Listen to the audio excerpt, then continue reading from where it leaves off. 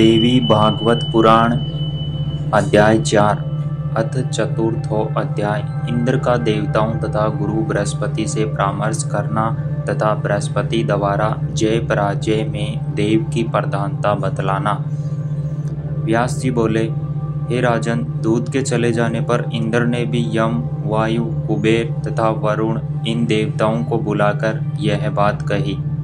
रंभ का पुत्र महाबली दैत्यराज महिषासुर इस समय वरदान के अभिमान में मदोन्मत्त हो गया। वह सैकड़ों प्रकार की माया रचने में पारंगत है। हे देवताओं, सर्वक प्राप्ति की कामना करने वाले उस लोभी महिषासुर के द्वारा भेजा गया दूत आज भी यहाँ आया था। उसने मुझसे इस प्रकार की बात कही, हे शक्र, तुम तत्काल देवलोक छोड़ दो और अपनी इच्छा के अनुसार जहाँ जाना चाहो वहाँ चले जाओ, अथवा हे वासव, महान महिषासुर का सेवकत्व स्वीकार कर लो। वे दैत्यराज महिषासुर बड़े दयालु हैं। वे आपके लिए किसी जीविका का प्रबंध अवश्य कर देंगे। विनम्र सेवकों पर वे कभी भी क्रोध नहीं करते हैं। हे देवेश, यदि आपको यह स्वीकार नहीं है तो युद्ध के लिए सेना के संगठन में जुट जाइए। मेरे वहां पहुंचते ही वे दैत्येंद्र महिषासुर देवलोक पर आक्रमण के लिए यहाँ शीघ्र ही आ पहुंचेंगे। ऐसा कहकर दुष्ट आत्मा दानव महिषासुर का वह दूत यहाँ से चला गया। हे श्रेष्ठ देवगण, आप लोग विचार कीजिए कि अब क्या करना चाहिए। हे देवताओं, स्वयं बलवान होते हुए भी अत्यंत दुर्बल शत्रु की अपेक्षा नहीं करनी चाहिए। अपने बल का अभिमान करने वाले बलशाली तथा सदा उद्यमशील शत्रु की तो विशेष रूप से उपेक्षा नहीं करनी चाहिए। अतः हम लोगों को अपने बल तथा विवेक के अनुसार पुरुषार्थ अवश्य करना चाहिए। जीत अथवा हार तो देव के अधीन रहती है। इस परिस्थिति में संधि की भी संभावना नहीं है, क्योंकि नीच के साथ की गई संधि व्यर्थ सिद्ध होती है। अतएव बार बार विचार करके केवल सज्जनों के साथ ही संधि करनी चाहिए।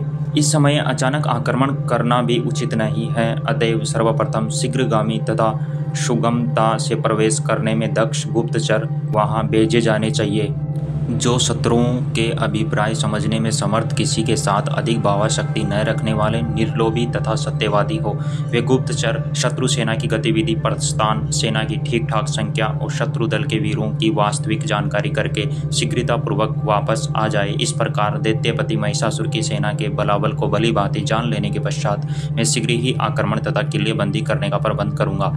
सर्वदा भली भांति सोच समझकर बुद्धिमान मनुष्य को कार्य करना चाहिए, क्योंकि बिना विचार किए अचानक किया गया कार्य हर तरह से दुखदायक ही होता है। अतः बुद्धिमान मनुष्य को सम्यक रूप से विचार विमर्श करके ऐसा कार्य करना चाहिए जो सुखकर हो। दानवों में मतभेद पैदा करने वाली भेद नीति का आश्रय लेना भी उचित नहीं जान पड़ता, क्योंकि उनमें पूर्ण मतैक्य है। अतएव इस कार्य के लिए पहले गुप्तचर भेजे जाए।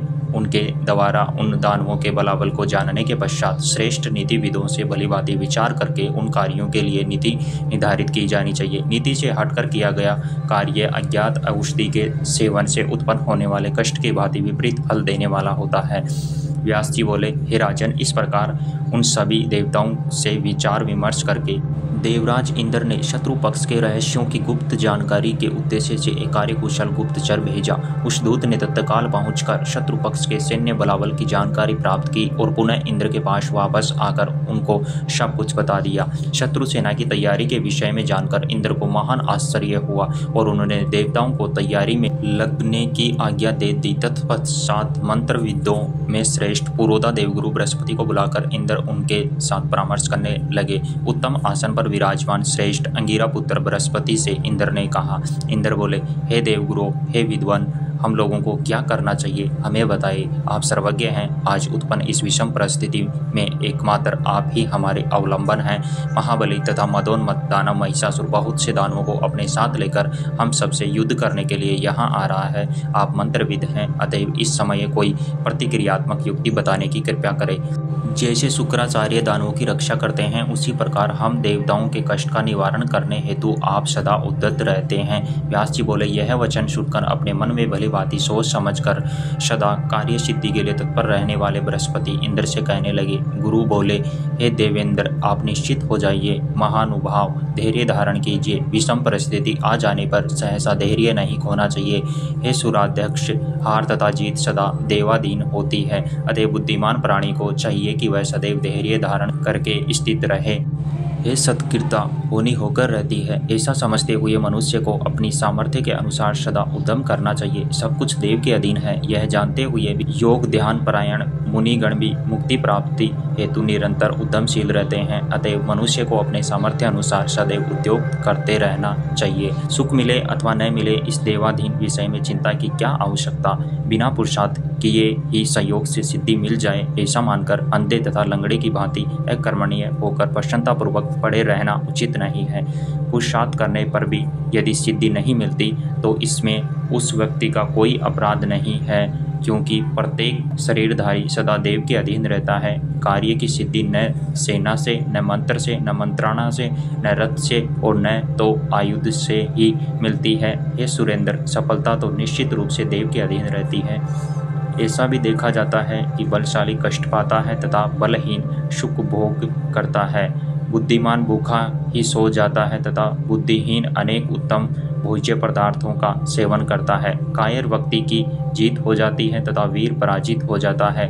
हे सुरादीप, यह समस्त जगत की देव के अधीन है, तो फिर चिंता की आवश्यकता ही क्या। ऐसा दृढ़ विश्वास करके भाग्य को उद्योग के साथ संयोजित कर देना चाहिए। उद्योग करने के बाद सुख प्राप्त हो जाए अथवा दुख, इन दोनों के विषय में किसी प्रकार की चिंता नहीं करनी चाहिए। दुख आने पर अपने से अधिक दुखी जनों को तथा सुख आने पर अधिक सुखी व्यक्ति को देखना चाहिए। अपने आप को शत्रु तुल्य हर्ष तथा शोक को अर्पित नहीं करना चाहिए।